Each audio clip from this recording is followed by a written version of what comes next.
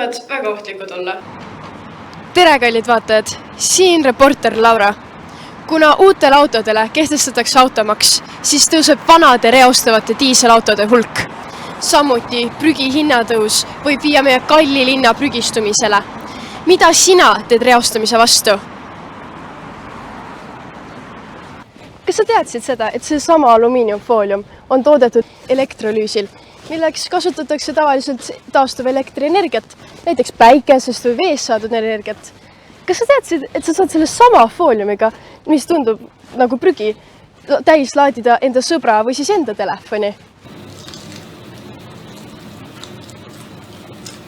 Selle jaoks, et fooliumist energia kätte saada, peame selle esmalt tühjaks sööma ja siis ristkülikuks murdma.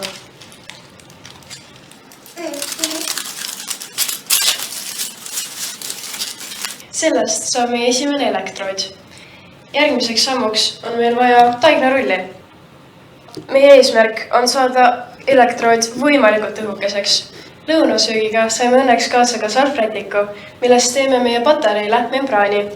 Selle jaoks on vaja meil alumiinium paberi sisse mässida, et meie elektroodid ei puudutaks üksteist. See patarei vajab katoode, mille abil saame alumiiniumi kavalalt põletada nii, et me saame sellest otse elektrit, mitte soojust.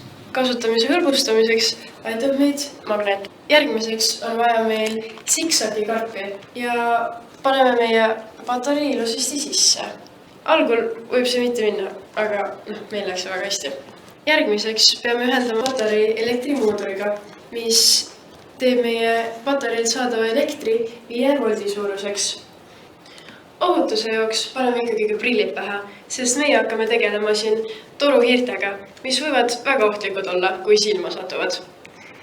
Seega nüüd võtamegi siis meie toruhiire, mis on pea igas kodus olemas ja alguses tilgutame seda siit seina äärest sisse, niimoodi, et see satub ainult siia põhja. Kui põhjas on juba mingi kogus, siis peame ka viimased tilgad membraani peale tilgutama, selle jaoks, et paremini saaks see kontakti. Ja näed, niimoodi meie lamp põlebki siin siis juba. See on imeline, elekter tuligi välja. Väga hea, oleme hakkama saanud. Siis võtame lambi siit küljest ära ja asendame selle ikkagi telefoniga, mida me tahtsime laadida. Ja vaatame, kas ta siis töötab. Ja ta töötabki. Imeline. Sellest fooliumist jätkub terve telefoni täislaadimiseks. Ole sina ka tark. Ära viska energiat ära.